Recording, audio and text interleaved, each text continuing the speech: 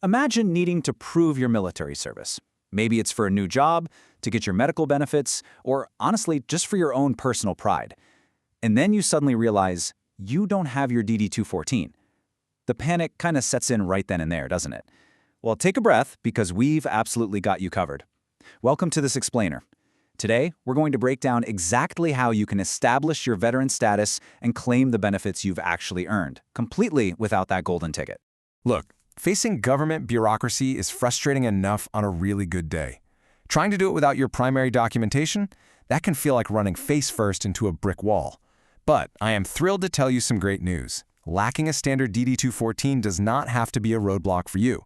There are highly effective, completely legal workarounds and alternative documents out there that federal and state agencies literally have to accept. So here's our game plan for today's explainer. We'll cover 1. Understanding documents, 2. Alternative documents, 3. Official IDs, 4. Retrieving records, 5. Getting help, and finally 6. Verifying information. Let's dive right in. All right, Section 1, Understanding Military Service Documents. Just to make sure we're all on the same page, let's talk about the DD Form 214. Officially, it's known as the Certificate of Release or Discharge from Active Duty. Basically, this is the standard document issued to service members when they separate. It's incredibly comprehensive. We're talking dates of service, your character of discharge, your occupational specialty, all your awards, the whole shebang. It is generally the go-to document used to establish your eligibility for things like VA healthcare, civilian employment preferences, and those VA home loans. Moving right along to Section 2, Alternative Military Service Documents. You know, what's really wild is that millions of veterans simply never get a standard DD214, but they have other documents that are equally valid. Let's contrast the active duty DD214 with the NGB Form 22.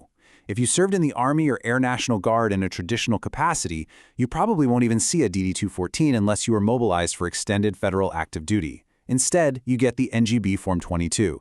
This is the official report of separation for the Guard. It comprehensively verifies your cumulative state and federal service, your training, and your character of discharge. So for Guard members, this form is absolutely just as powerful as a DD214. And that brings us to this whole wider landscape of alternative forms, which is a real game changer, especially for reservists. If you're a traditional reservist, you might have gotten a DD256, which is an honorable discharge certificate. Now, while that proves your honorable status, it kind of lacks the granular career details. So what you do is pair it with a retirement point statement, like the DA Form 5016 for the Army, which tracks every single drill weekend and training event. Also, definitely keep an eye out for the DD214-1.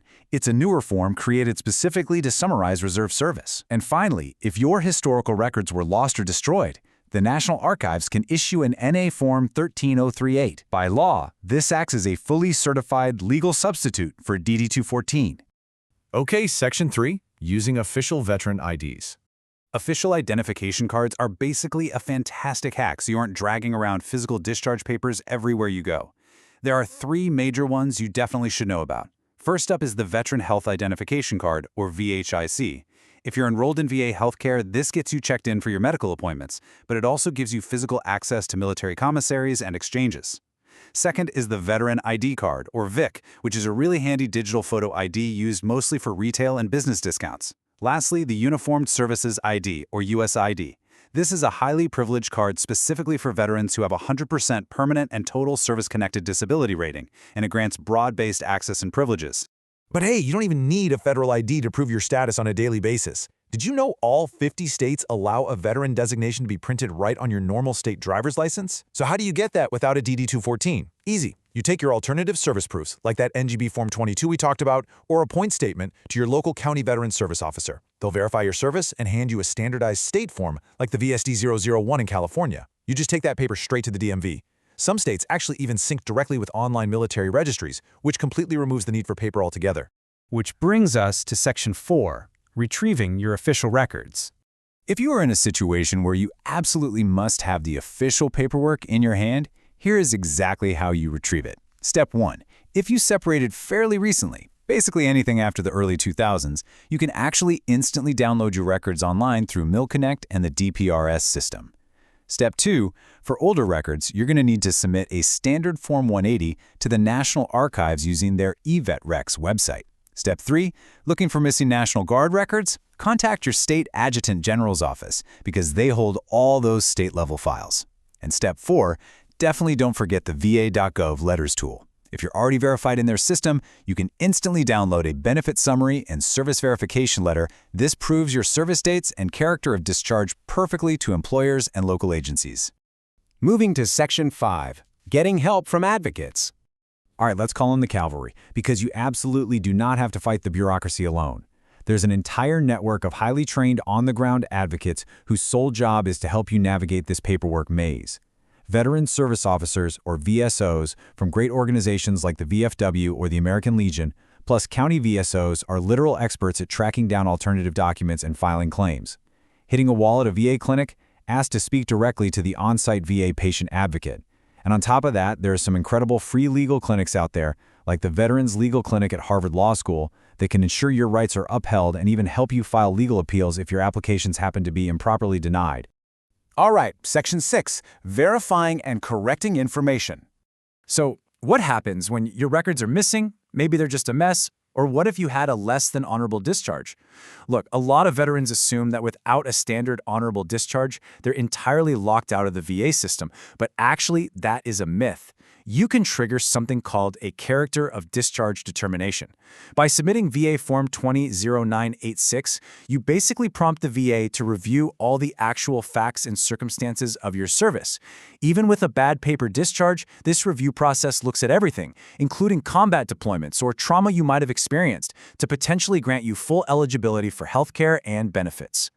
And I want you to really hear this because it might just be the most important takeaway of this entire explainer. Federal law guarantees your right to apply. If you walk into a VA facility and a front desk worker tells you that you can't apply just because you don't have a DD214 or because of your discharge status, they are wrong. The law explicitly dictates that you have the right to submit an application, the right to assistance in filling it out, and the absolute right to receive a formal written decision that you can then appeal if you need to. So be polite, for sure, but be incredibly persistent. Just really quickly before we wrap things up, I do need to note that this explainer is strictly for informational purposes only. Bureaucracy can obviously be incredibly complex, so please consult a professional veteran service officer, a legal clinic, or the appropriate government agency to get specific advice regarding your own unique situation. I want to leave you with this final thought today. Your service is a fact. You put on the uniform, you did the hard work, and you made the sacrifices. Lacking a single piece of paper, even one like a DD214, does not change the reality of your service, and it certainly does not erase the benefits you've earned. Use these alternative documents, lean heavily on the advocates that are available to you, and conquer the paperwork. Thank you so much for joining me in this explainer. So with all these tools now at your disposal, what's the very first step you're going to take today to claim exactly what you deserve?